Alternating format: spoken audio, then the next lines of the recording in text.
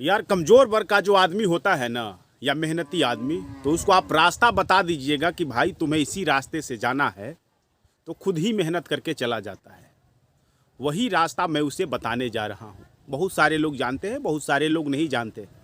देखिए, पारा मेडिकल एक ऐसा सेक्टर है जहाँ पर बहुत सारी नौकरियाँ हैं और बहुत सारी संभावनाएं हैं, और यह सेक्टर सबसे कम रिस्क वाला है, जिसमें स्वास्थ्य सेवा में सपोर्ट में जो भी फील्ड है, जैसे नर्सिंग का हुआ, फिजियोथेरेपी का हुआ, आपको मेडिकल लेबोरेटरी की टेक्नोलॉजी का हुआ, रेडियोलॉजी टेक्नोलॉजी का हुआ, ये जो तमाम कोर्स होते हैं ये लोगों को कर लेना चाहिए। इसमें बहुत सारी नौकरियां हैं। आम आदमी को, गांव देहात के आदमी को यह सब पता नहीं होता है। मैं इस माध्यम से चाहता हूं कि उन लोगों को बताऊं। हाल के दिनों में हमारे यहाँ देखा गया है कि हेल्थ केयर सेवा की डिमांड जो है बहुत तेज़ी से बढ़ती जा रही है। यानी जैसे जैसे जनसंख्या बढ़ रहा है, जैसे जैसे आर्थिक रूप से हमारा देश मजबूत हो रहा है, वैसे वैसे ही पारा मेडिकल प्रोफेशनल, मेडिकल प्रोफेशनल, ये तमाम लोगों की डिमांड बढ़ती जा रही है। यानी अस्पताल खुल रहे हैं, लोग इलाज करा रहे हैं, लेकिन प्रोफेशनल नहीं है, पढ़े लिखे लोग नहीं हैं, एक्सपर्ट नहीं हैं, सब झोला छाप लोग हैं। तो भाई जैसे जैसे ये लोग ट्रेंड होंगे, वैसे वैसे झोला छाप भी खत्म होंगे।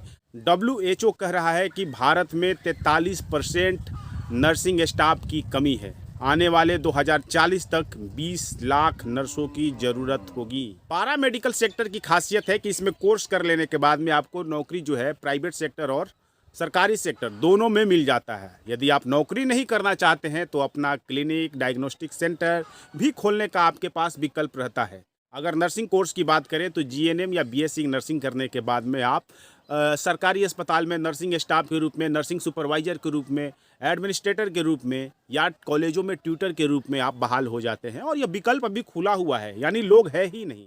तो ऐसे में जो लोग पढ़ लिख जा रहे हैं उन्हें नौकरी आसानी से मिल जा रही है। और ऐसा नहीं है कि अभी 5 ही साल तक चलेगा, ये आने वाले 10 से 20 साल तक इसी तरह से लोगों को नौकरी मिलती रहेगी, क्योंकि उतने सीट है नहीं।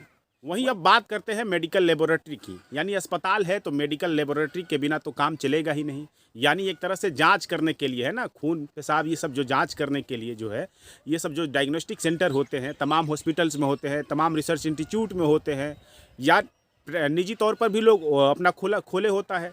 तो यह सब करने के लिए आपको मेडिकल लेबोरेटरी टेक्नोलॉजी से पढ़ाई करनी होगी। इसके लिए बहुत सारे कोर्स हैं। तीसरा महत्वपूर्ण पारामेडिकल का सेक्टर है रेडियोलॉजी टेक्नोलॉजी। यानी एक रेडियोलॉजी टेक्नोलॉजिस्ट होता है, वो x ray, CT scan, MRI scan यह सब करता है ना। तो उसके लिए graduate in radiology technology course करने की ज़रूरत होती है। इसके बाद भी है कि अस्पताल में अपना ओपन प्रैक्टिस आप कर सकते हैं। यह सब विकल्प खुला है और इसमें नौकरी बड़े पैमाने पर है और ट्रेंड लोग है ही नहीं। मार्केट में जितने लोग हैं उसमें से अधिकतर लोग अनट्रेंड हैं, कहीं रहकर, किसी के पास देखकर, सुनकर वो लोग सीख लिया है और अपना चला रहा है लोग, और उन पर सरकार कार्रवाई नहीं कर रही है। सरकार इसलिए कार्रवाई नहीं कर रही है कि कोर्स किए हुए लोग रहे तब तो उन पर कार्रवाई करे। आप तो ट्रेंड वर्कर है ही नहीं और जो अनट्रेंड है वो संभाल रहे हैं, तो उन पर कार्रवाई कैसे करें। तो इसमें विकल्प आपके पास है कि रेडियोलॉजी टेक्नोलॉजी में भी आप कोर्स कर लीजिए ताकि आपको नौकरी मिल जाए या अपना ओपन प्रैक्टिस भी कर सके। और इसी तरह से अस्पतालों में एक मूर्छक का पद होता है, यानी एनेस्थेसिया टेक्नोलॉजी, जो 3 साल का जो कोर्स होता है उसमें आप डिप्लोमा कर लेते हैं या PG डिप्लोमा भी कर लेते हैं एनेस्थेसिया में, तो आपको मूर्छक के पद पर बहाल होता है ना। ऑपरेशन करने से पहले जो लोग भाई उन्हें मूर्छावस्था में लाता है, उन्हें दवा देता है, डोज देता है तरीके से, तो उसमें बहुत सारे सीट खाली हैं भारत में।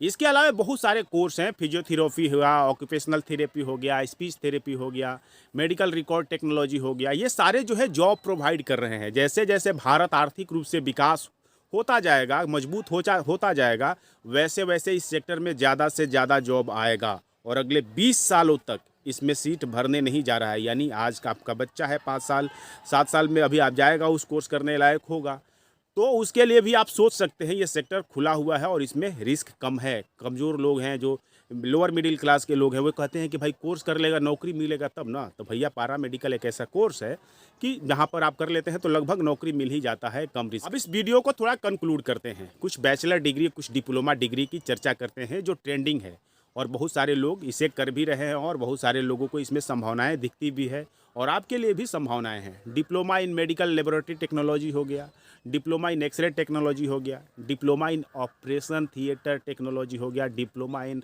रेडियोग्राफी एंड इमेजिंग टेक्नोलॉजी हो गया, बैचलर ऑफ फिजियोथेरेपी हो गया, bachelor of science in nursing हो गया। ये तमाम जो कोर्स है ना, या जीएनएम हो गया, ये सब हॉट कोर्स हैं, यानी इसमें आपको नौकरी आसानी से मिल जाती है। तो ध्यान दीजिए कि आप ये सब करने के लिए ज़रूरी है कि आप जो 12वीं कर रहे हैं वो आप साइंस से किए हों, फिजिक्स, केमिस्ट्री, बायोलॉजी आपके कोर्स हों, अधिकतर जगह यही डिमांड है। इसके अलावा इस सेक्टर के बहुत सारे कोर्स हैं जिसमें अब जो है कि एडमिशन नीट के थ्रू ही मिलता है, यानी आपको नीट के एग्ज़ाम में बैठना पड़ेगा और निचले में जो रैंकिंग जिनका आता है उनको इन कोर्सों में दाखिला मिलता है।